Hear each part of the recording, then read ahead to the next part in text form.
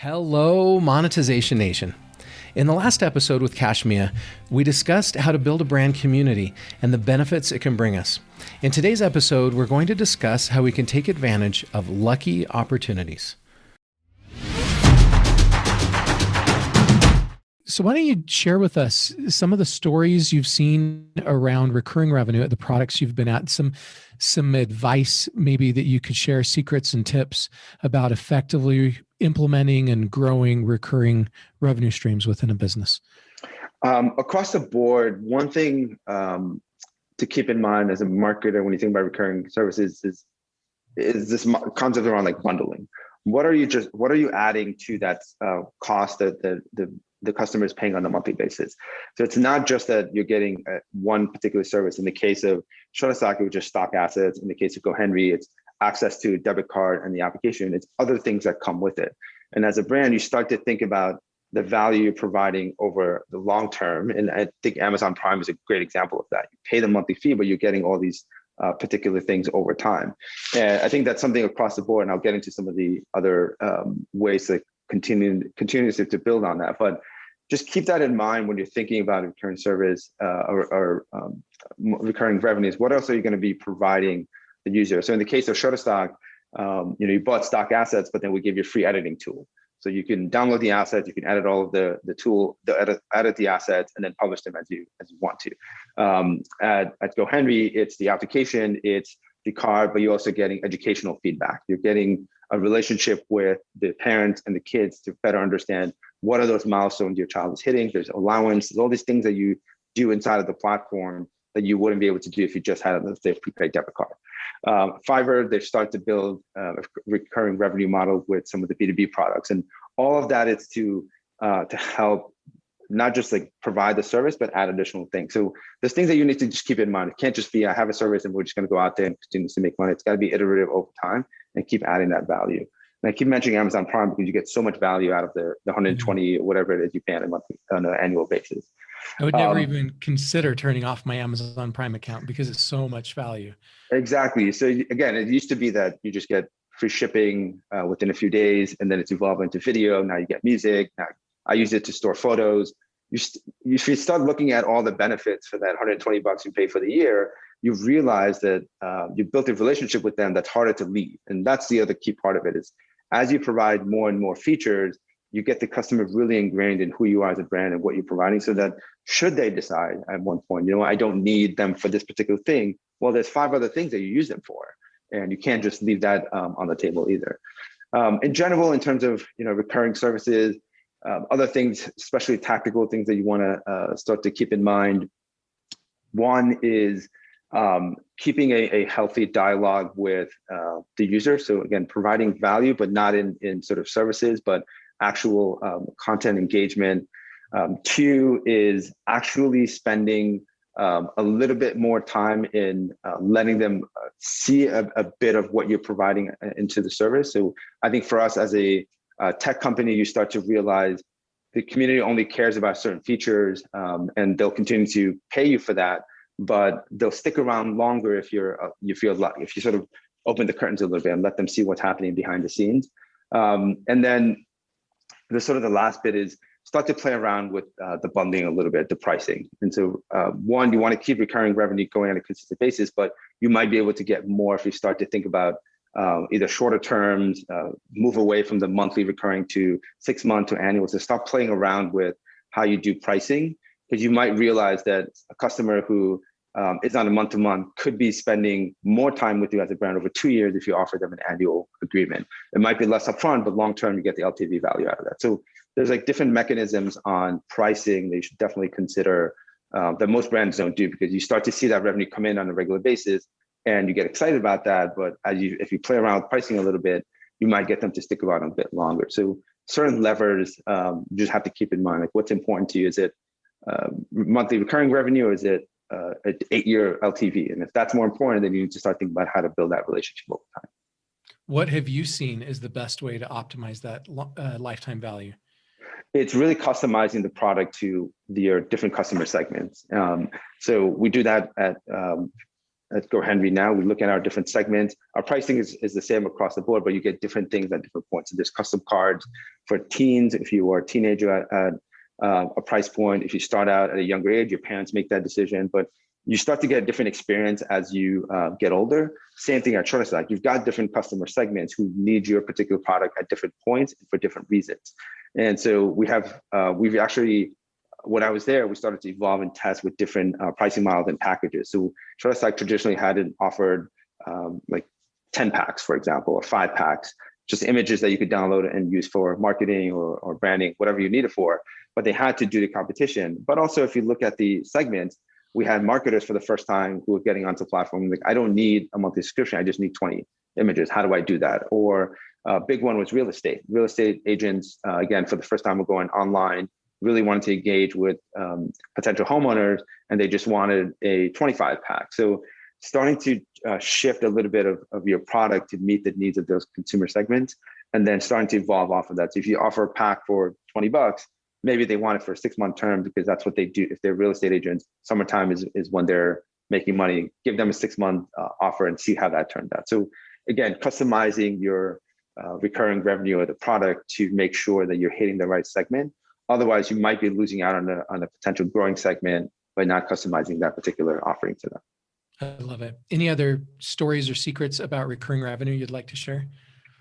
Yeah, I mean, one thing that I wasn't really involved in the entire pricing scheme at Shutterstock, but what I found when, especially on the marketing front, as we're trying to acquire customers and engage with them, what I found is that customers who really care about your products, so think about top of the funnel, how they search, where they find you, don't necessarily always care about the cost because they find value in other ways. I found that at Fiverr too, especially since early on. We started at $5 and now the average order value is much higher. They'll do research, but how you build a brand, how you communicate, what types of content you provide, ultimately make the decision of whether or not someone buys a particular product and whether or not they stick around, right? So I think our theme of this entire conversation is around this community content layer, because you can get a customer to come in. You can pay $100 on Google or Facebook to get them in, but how do you keep them on the platform so that they become valuable customers over time? And that really comes down to the content and the relationship you have with them and how you're communicating the values of your brand and what they get out of the service over time. And if you're a recurring revenue business, you need to keep that in mind because it's the only way you're going to continue to build a longer relationship with your customers. Yeah. Yeah. So how did Fiverr do that? How did they go from being known as, the gig economy for $5 to getting a higher ticket value?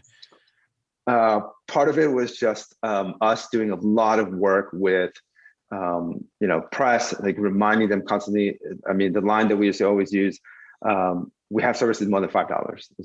It's not just $5. And we have to constantly remind them. And I think part of it was efforts on our end, on the branding side, to be able to do that. But then it also came back to the way we positioned the actual sellers. And when we talk about the seller community, I think what's really important coming out of the community efforts was the content that was generated. So you start to get community members who have been really successful in selling their services. They're making, $10, $15 a gig or even more starting out. And they talk about that. So it's no longer just, I'm just making $5 on a gig. It's 15, 20, 30. And as they're starting to talk about their experience and how to make money on the platform, that naturally becomes an opportunity for press and for PR. So we had a lot of stories in our early days about people who made $10,000, $15,000, $20,000 a month or a quarter because they actually put the time and effort into building a business on top of Fiverr. And what you realize is when you have a story that is focused on, hey, I made $10,000 a month, it's no longer about the particular $5 service, but it's about the accumulation of the amount you'll make. And that slowly starts to shift the conversation about one gig, but about the entire business. And Right. And then you start to realize as a consumer, when you get on the platform, yeah, I could buy something for $5, but the product was structured in such a way that $5 offers you a specific set of features. But if you want more, it becomes 10, 20, 15, 20, 30, and it keeps going up. So the product was also designed in a way that moved away slowly from just a $5 service offering to other types of buckets, and the pricing started to match that. Yep. Another thing you say you like to talk about is how companies can be lucky. You want to mention that?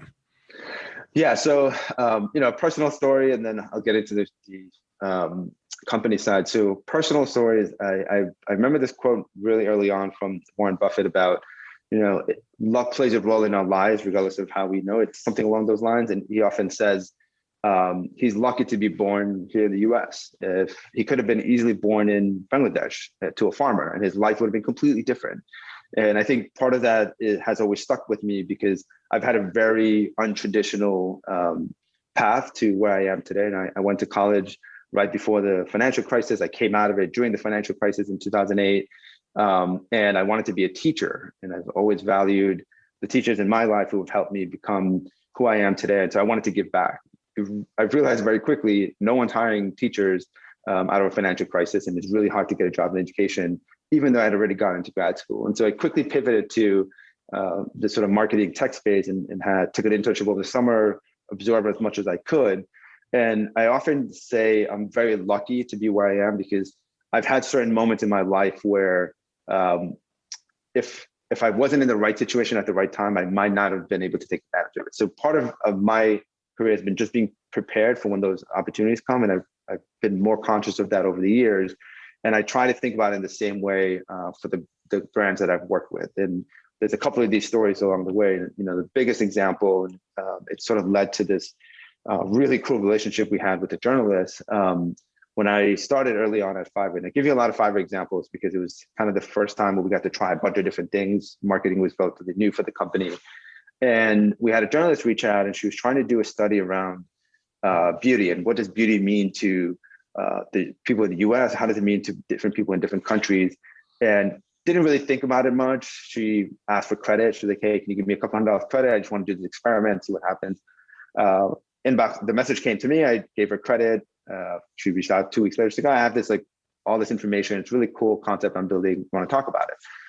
So I think at the time, our team was really structured well. We had a couple of community managers. We had a couple of writers. Content was flowing. We were in a good place. We had a forum. We had a blog. And she put together this really cool concept where she reached out to 25 different designers or 24 different designers around the world and sent a headshot of herself and said, make me look beautiful. Or what does beauty look to you? And what she got back was this amazing viewpoint from those designers in the country of their perception of beauty. And while it seems like on the surface, just like a very fun project, what it did for us as a brand was the moment she published it, it just took off. Within the first couple of days, if I remember correctly, thinking about the sheet for press coverage, we had over 125 media outlets not only cover her piece, but reference us in that actual article. Wow. The next morning, GMA had her on talking about her experiment using our platform to build that. And that same day she went live, I'll never forget this because I had tickets to go see the NBA draft in Brooklyn. Brooklyn had just opened up the new stadium and we were getting so much traffic. We had to try to capitalize on all the traffic. We're building a landing page. I was chatting with the team in Israel. They were in the evening. And while I was at the NBA draft, the Barclays Center had Wi-Fi. And I'm sitting there on my computer trying to watch the NBA draft, but also build this landing page with her pictures and stories and trying to build an experience so that when members come in, they get that experience. And the reason why we were so lucky is because she came to us. It just happened to take off because the topic of conversation was around beauty. It's something everyone has a say, but we were ready. We were ready to take advantage of not only just the traffic, but the story, the opportunity. And we were able to build an experience for every customer that came in, wanted to chat about that. We showcase exactly all those artists who actually put together the concepts. And then we built a narrative and story around who she was as a journalist, why the story mattered to her, and where it's headed. We had conversations across the company on how can we start to do more of this. And what you quickly realize, you can't replicate success like that when it's like a lightning storm. It just comes and it goes. And we spent a lot of time thinking about how do we replicate that. But I think in that situation, we're so lucky. The great thing about that story was not only do we get brand coverage and GMA, Today Show, they all covered it.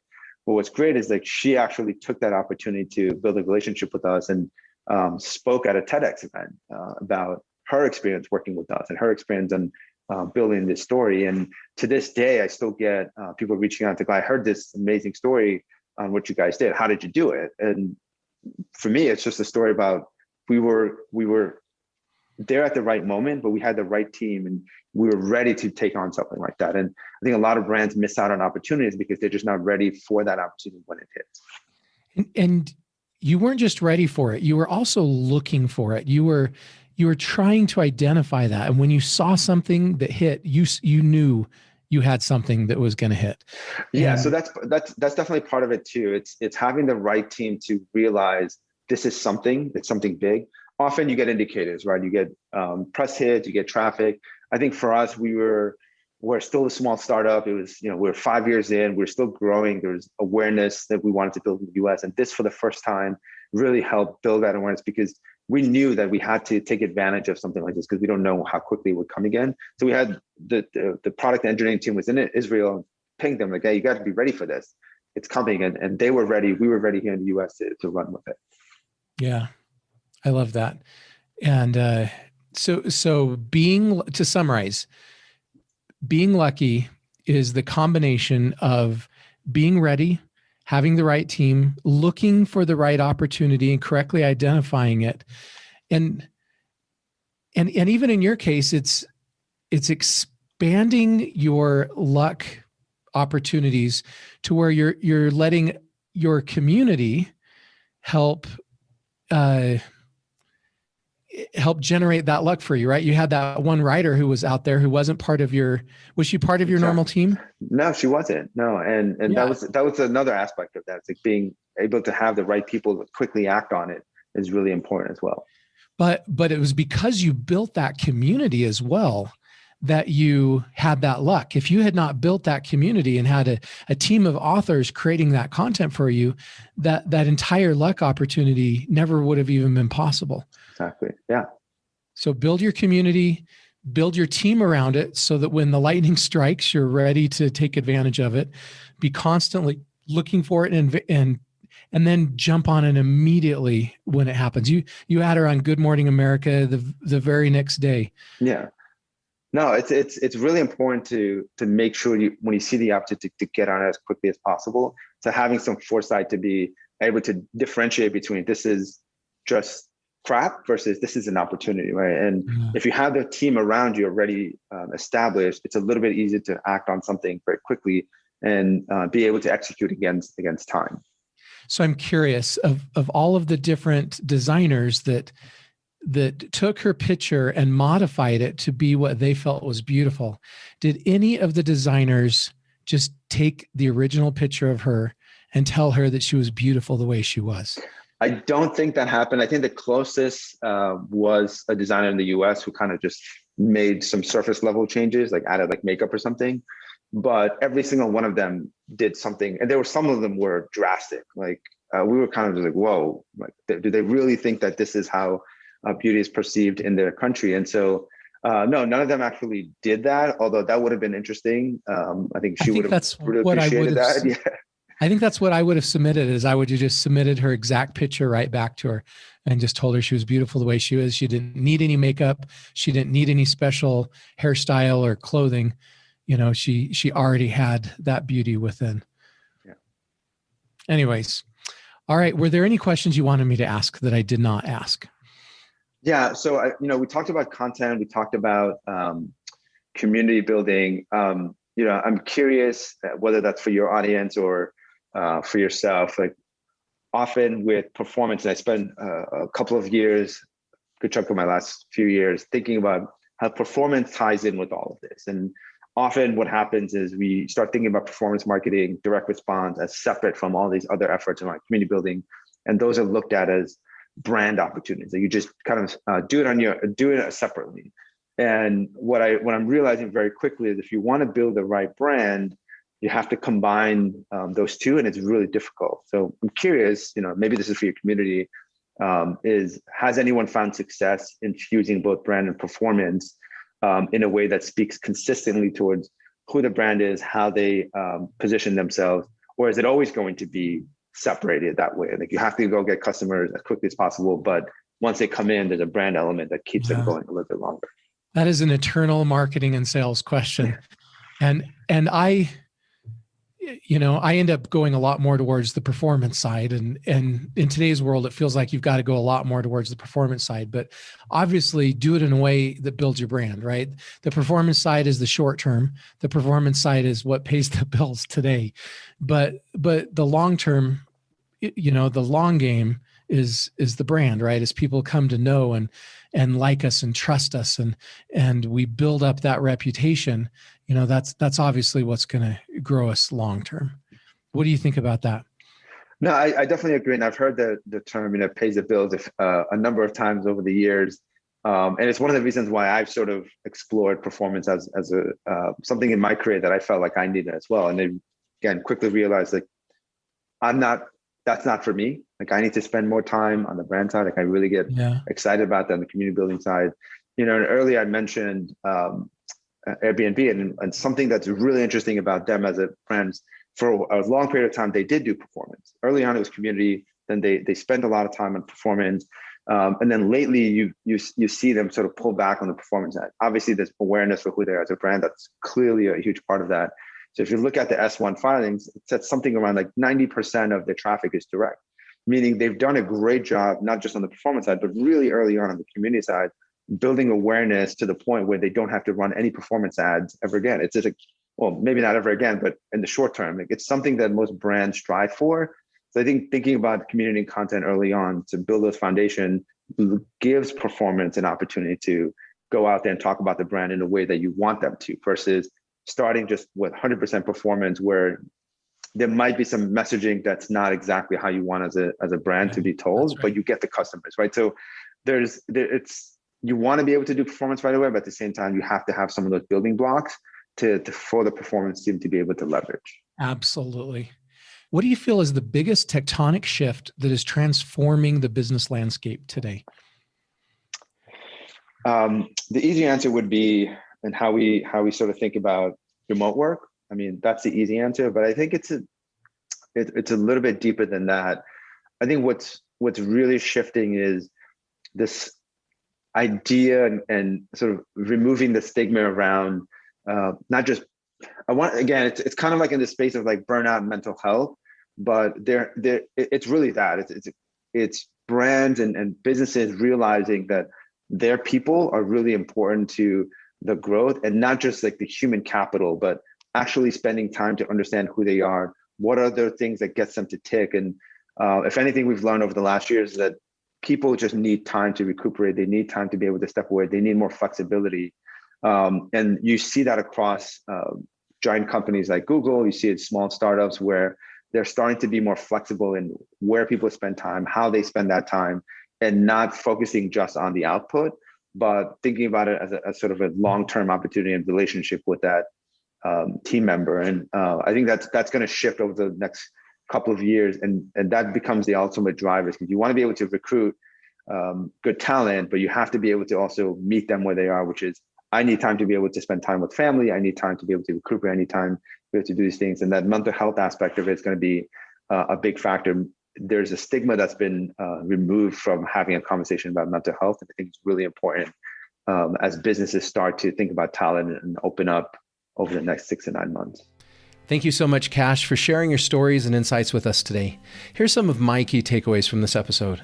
Number 1, luck plays a role in our success, but we need to be ready to take advantage of the luck that comes our way if we want to be successful.